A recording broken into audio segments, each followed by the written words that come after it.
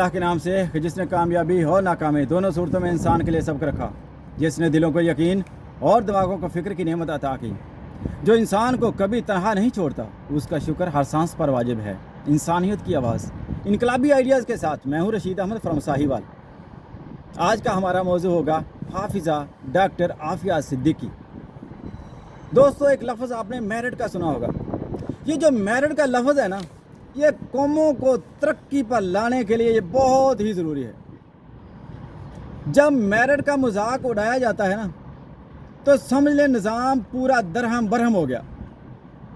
मिसाल के तौर पर कोई भी ऐसा बंदा, हम बड़े लोगों की मिसाल लेते हैं कि ऐसे मिनिस्टर, ये जो मिनिस्टर लोग हैं ना, ये जब आते हैं तो हम इनके लिए पता नहीं कौन कौन सी ताज़ीम, और फिर दो दो दिन पहले से सड़कें ब्लॉक हो जाती हैं, सिक्योरिटी घूमनी शुरू हो जाती है। यहाँ पर CID आ गई, यहाँ पुलिस खड़ी है, ये ब्लॉक कर दो इधर से रोड, यहाँ पर फलाना मिनिस्टर गुजरेगा भी।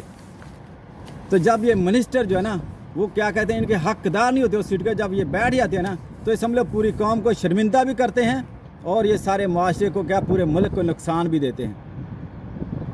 ये जो डॉक्टर आफिया सिद्दीकी का केस है ना, ये इनकी नालायकी है।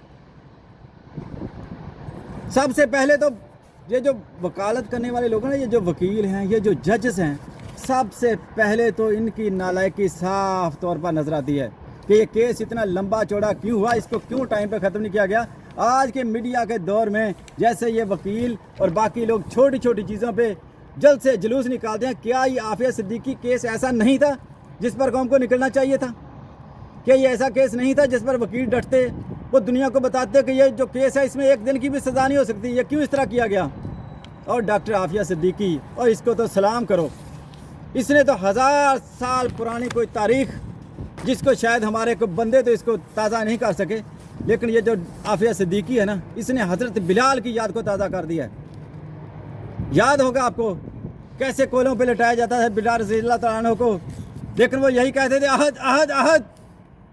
इसी तरह आफिया सिद्दीकी जुल्म के सामने डटी है, लेकिन वो तो डटी है, हमारे लिए शर्म का मुकाम है। मैं सिर्फ इन लोगों से, इन मिनिस्टरों से ये पूछता हूँ, तुम किन लोगों से तुम डरते हो?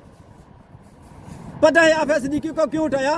क्योंकि उनके पास कोई काबिल बंदा था नहीं, नालायक नजर आते हैं उनको अपनी कौमों में, इसलिए उनको दुनिया में जहाँ कहीं काबिल बंदा नजर आता है वो उसको ढूंढते हैं, वो उन्हीं से काम लेते हैं। उनके अपने अंदर कोई ऐसी चीज़ नहीं है जिसको वो सामने ला सकें, जिस पर वो तरक्की कर सकें। तुम उन लोगों से डर रहे हो जो आपके अंदर से बंदों को ढूंढ रहे हैं कि हमारे लिए काम करें। पता है किन लोगों से डर रहे हो? उन लोगों को जिन लोगों की आंखों में, गंदी नज़र में कोई हया नहीं है, जिन लोगों को माँ बहन की कोई कंसेप्ट नहीं दिया गया, उन लोगों से डरते हो तुम। उन लोगों से डरते हो जिनकी आंखों में हया नहीं, उन लोगों से डरते हो जो जहानों में जिनको जगह नहीं मिलेगी। मैं तो कहता हूँ सलाम है उस लड़की को, सलाम है उसको कि जिसने कुरान की इज्जत रख ली। इतने जुल्म सहने के बावजूद वो उसके ऊपर से नहीं गुजरी। वो कहते हैं इसके गुजर जाओ, वो नहीं गुजरती। सल्यूट करना चाहिए पूरी कौम को उसको। यही कुरान है ना, इसके ऊपर ही मुसलमान कायम है। दुनिया और आखिरत की कामयाबी कहाँ है? इसी कुरान के अंदर। वो क्यों कहते थे कि इस्लाम से फिर जाओ? क्योंकि उनको मालूम है इस्लाम सच्चा दीन है।